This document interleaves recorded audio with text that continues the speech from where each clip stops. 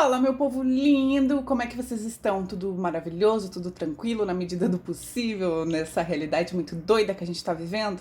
Eu espero que sim, comigo tá tudo tranquilo. Eu tô aqui na minha casa, hoje é domingo, e eu vim gravar e falar com vocês um pouquinho mais sobre um assunto que é de extrema importância para quem trabalha com redes sociais, que é a criatividade. Esse pilar do Social Media Thinking, ele caiu muito bem para esse momento, não só pelo encaixe em todo o contexto do método Social Media Thinking, mas também pelo contexto onde a gente está vivendo, onde a gente precisa, sim, ser cada vez mais criativo. E eu espero que esse conteúdo te ajude a enxergar e a melhorar os teus processos nas redes sociais, mas que também, de alguma forma, ele ajude a sua vida.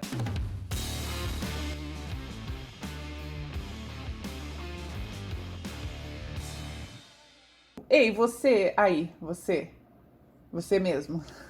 Sabia que você é, sim, muito criativo? A criatividade é uma habilidade que a gente consegue desenvolver e exercitar. E eu tô aqui para falar um pouquinho mais sobre isso. O estado alfa, estado beta das nossas frequências cerebrais. Um pouco de neurociência, meninas.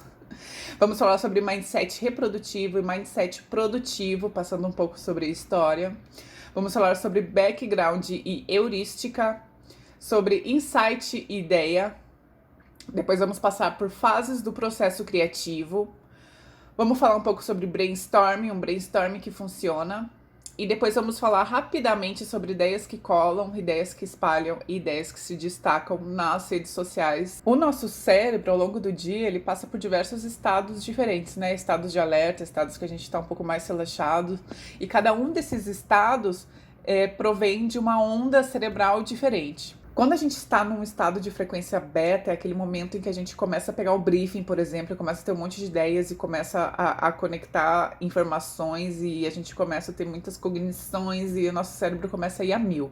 Esse é o nosso estado beta.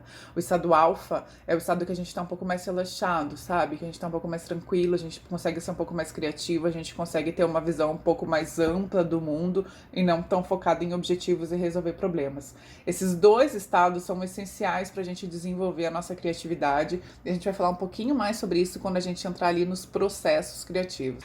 Também acho importante a gente entender um pouquinho da história e do nosso mindset reprodutivo e o mindset produtivo. Na época lá dos homens das cavernas, desde os homens das cavernas, a gente vivia num mindset reprodutivo. O que isso significa? Que você olha para o passado e a partir das experiências do passado, você começa a enxergar as coisas que funcionaram e não funcionaram e repete o que funciona. Você escolhe a melhor e descarta todas as outras. Já o mindset produtivo, que veio com a revolução da informação, é um pouco diferente. A gente começa a entender diversos pontos de vista, afinal de contas, a gente tem acesso a muita informação, entender que existem diversas formas para resolver o mesmo problema e a gente fica testando possibilidades. E isso bate direto no background e heurística. O nosso cérebro, como é que ele funciona? Ele está sempre buscando conexões entre os arquivos da nossa mente. Eles não necessariamente têm um foco e não necessariamente seguem uma linha temporal, sabe? Ele pega o nosso background e começa a fazer conexões sobre as coisas que a gente conhece e assim vão surgindo as nossas ideias. Então é importante a gente entender que, como seres humanos, todos nós temos os nossos backgrounds e quanto maior, mais amplo for nosso background, mais criativo a gente vai ser. Por isso que é importante você buscar por diversidade, entender novas culturas. Por isso que a galera gosta tanto de viajar, porque você conhece novas culturas, conhece novas coisas, a tua mente expande, você começa a ficar mais criativo e enxergar novas soluções para a vida. E a heurística, né? O que diabos é isso? Bom, a heurística é a linha de raciocínio que a gente criou ao longo da nossa vida para entender o que é certo e o que é errado. A heurística é como se fosse a nossa zona de conforto, sabe? É quando a gente sabe o que funciona e a gente tende sempre a buscar as soluções que a gente sabe que vai funcionar. Só que, para sermos criativos, a gente precisa fugir da heurística. Sempre tentar buscar coisas novas. Fugir das coisas que são óbvias, sabe? Dá uma olhada nesse gráfico que eu vou colocar aí sobre a quantidade de esforço pela qualidade da ideia. Quando a gente não se esforça muito, vem logo na nossa mente a heurística, que são as nossas memórias e coisas que são previsíveis, sabe? Que a gente sabe que vai dar certo. É a nossa primeira ideia. E eu me lembro que quando eu trabalhava na DM9, tinha até uma brincadeira que era... isso tem cheiro de primeira ideia. Essa daí tem cara de primeira ideia, já descarta. A primeira ideia é aquela ideia que é simples, que é fácil, que todo mundo chega naquela primeira conclusão, sabe? Então tenta descartar essa heurística, tenta fugir dessas coisas que são previsíveis, para você ter ideias mais legais e mais criativas. Quanto mais você trabalha a sua criatividade, seu processo, mais original vai ser a sua ideia. E mais você vai conseguir se destacar nesse meio super competitivo que a gente está vivendo. A diferença de insight e ideia. Eu já falei sobre isso em vídeos anteriores aqui, agora eu não tenho certeza em qual foi. Acho que foi no de algoritmo que eu falei sobre isso. Mas eu vou relembrar aqui rapidinho que o insight não é uma ideia, né? O insight é uma visão diferente do problema. A ideia é o passo a passo para solucionar esse insight que você teve. Normalmente as pessoas falam, que você me deu um insight, eu tive um insight, querendo dizer que teve uma ideia. E são coisas diferentes. Normalmente o teu cliente vai te dar um monte de insights. A pesquisa vai nos trazer insights. E a partir do processo criativo, a gente vai desenvolver as ideias para solucionar esses insights. Passando por esses 3 conceitos básicos, vamos entrar de cara no processo criativo, tá? Eu divido o processo criativo em 4 etapas: preparação, incubação, iluminação, etapa de validação. Etapa 1, preparação. Lembre-se que a gente já está armado com os nossos insights e com os nossos insumos. Por quê? Porque a gente já fez uma pesquisa, lembra? Se você não viu o vídeo de pesquisa, eu sei que muita gente não viu esse vídeo, é bom que você vá lá ver, hein? Ele é essencial para todo o resto do processo do Social Media Thinking. Não pula o vídeo de pesquisa, não pula o vídeo da pesquisa, pelo amor de Deus! Nesse momento de preparação, o nosso cérebro, ele tá naquele estado beta, fazendo muitas conexões, tá super concentrado, fazendo muitas perguntas, tentando achar soluções. Então é aqui nesse momento que a gente começa a nos preparar. Aqui é aquele momento em que você conversa com o seu cliente. Envolver o seu cliente nessa primeira etapa aqui de preparação é interessante, porque gera uma conexão entre vocês. Ele vai sentir que ele também está participando do processo criativo, que ele também está participando nessa geração de ideias. E lá no final vai ser mais fácil você aprovar. Lembrando que você já tem os insights da pesquisa que a gente fez anteriormente.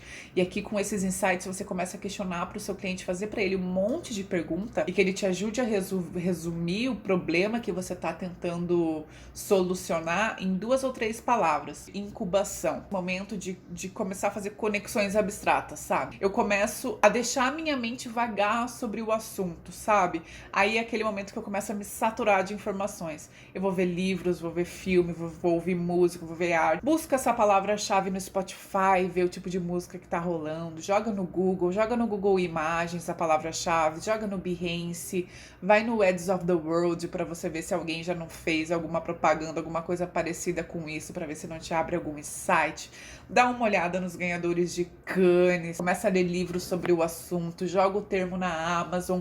Enfim, você começa a saturar o seu cérebro com diversas informações. Aí você vai passar pela próxima etapa, que é a etapa de iluminação. Na fase de iluminação, para mim, é a melhor parte, que é a hora que você vai descansar. É o momento que o teu cérebro entra num estado alfa, que é o momento mais relaxado e mais criativo.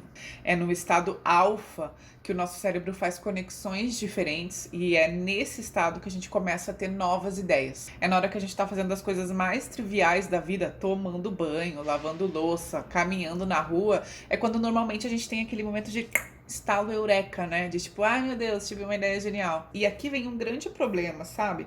Porque a gente precisa se permitir estar entediado de vez em quando. Isso é uma coisa que não acontece muito no nosso dia a dia. Nesse momento de iluminação, desapega, se permita estar entediado, desliga um pouco do celular, vai pegar uma vitamina D, dizem que funciona para nossa criatividade, dizem que olhar para coisas verdes também acalma um pouco a gente e que aciona um pouco a nossa criatividade também. O Chris Du, que é o meu ídolo máximo do digital, ele diz que as ideias são como algodão doce. A partir do momento que você mordeu ela dissolve na sua boca.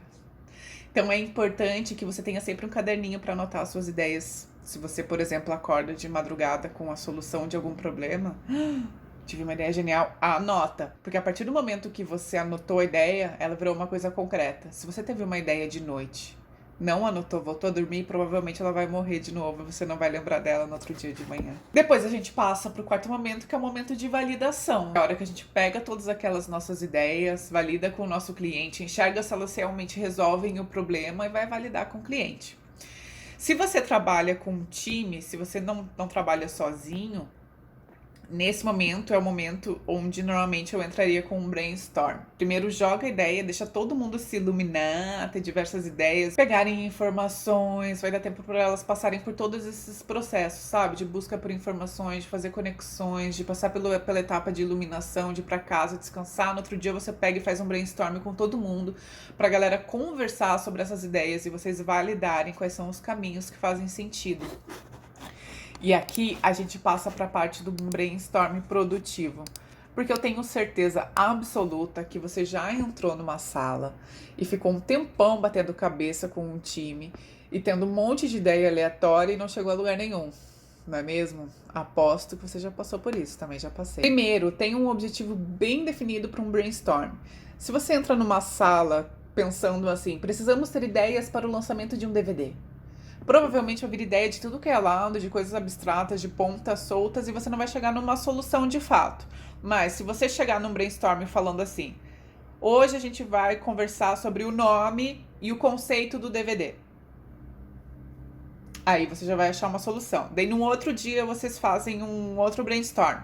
Nesse brainstorm a gente vai definir quais são as ideias de ativação do DVD. Aí vocês vão falar sobre ativação. Daí, num outro momento, vocês vão fazer um brainstorm para definir os desdobramentos em editorias a partir da ativação do DVD. E assim você vai fazendo brainstorms que vão te dando resultados, sabe? Com objetivos bem claros, únicos, específicos e claros. Outra coisa que é muito importante para a gente ter um brainstorm produtivo é não ter mais do que 4 pessoas numa sala. Um responsável para escrever tudo que a gente está falando e outros 3 para ficar conversando e jogando ideias. Porque quando tem mais gente é mais fácil dispersar, um monte de gente vai ficar no celular, vai acabar não participando e não vai ser produtivo para o teu time. Outra coisa que também é importante é não derrubar ideias na hora do brainstorm. Não derruba as ideias. Não fala que é ruim e descarta na cara. Tem um método que eu aprendi no curso que eu fiz na Perestroika, do Yakuza, que é o Sim-E. Normalmente, uma ideia legal, ela não vem só de uma cabeça, ela vem de união de ideias de pessoas diferentes, que têm backgrounds diferentes, que tiveram ideias diferentes, a gente une essas ideias e encontra uma solução legal. Quando você derruba a ideia de uma pessoa, a pessoa já fica até meio assim de participar de novo, sabe? Do tipo, ela deu uma ideia, você fala, nossa, que lixo isso daí, nada, isso daí não, a gente não vai fazer, vamos partir para outra. Não, ao invés de derrubar a ideia da pessoa, você vem com o método do sim e. Você nunca vai falar não, sempre vai falar sim. Então, por exemplo, a pessoa fala, e se a gente fizesse o lançamento assim, assim, assado? E você não gostou da ideia, você vai falar, não, assim não. Você vai falar, sim, e se a gente fizesse além disso, não sei o que, não sei o que, não sei o que. E vai incluindo, sabe? Vai botando mais em cima da ideia da pessoa, ao invés de cair a ideia dela. Isso vai fazer com que ela se sinta mais à vontade para participar. E a probabilidade de ter ideias legais aumenta quando todo mundo participa. E o quinto ponto, que é muito importante para o nosso brainstorming produtivo, é a documentação. Descreva a ideia no formato T. Título em cima, a descrição no lado esquerdo e um desenho no lado direito. Então ela precisa ter um título, uma descrição rápida num tweet. Você precisa conseguir descrever a sua ideia de forma rápida em uma frase, 2 no máximo. Se você precisa descrever muito mais, ela não é uma ideia legal. E você precisa conseguir desenhar a ideia, pelo menos desenhar os passos e conseguir enxergar exatamente como que ela vai ser executada.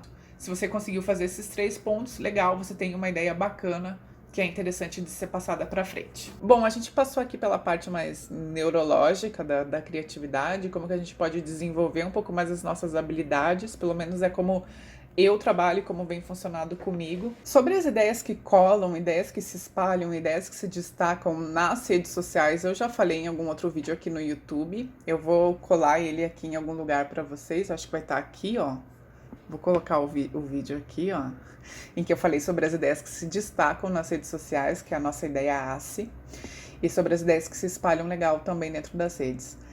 Eu não vou falar muito mais sobre isso, o vídeo acabou ficando muito longo, muito extenso. Lembrando que essa daqui é uma aula experimental do Social Media Thinking, ele tem muito mais conteúdo, o método de fato tem muito mais conteúdo, em que eu vou passar para vocês um pouco mais adiante numa turma, vou fechar uma turma para a gente conversar um pouco mais sobre isso.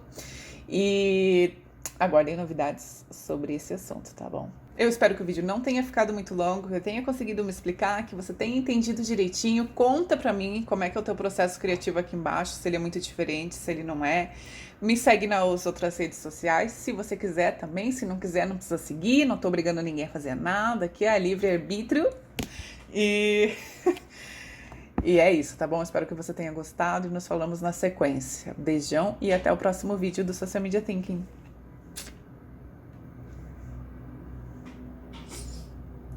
Ah, lembrando de uma coisa muito importante. Fique em casa, lavem as mãos, ajude a achatar a curva, beleza? A gente se vê.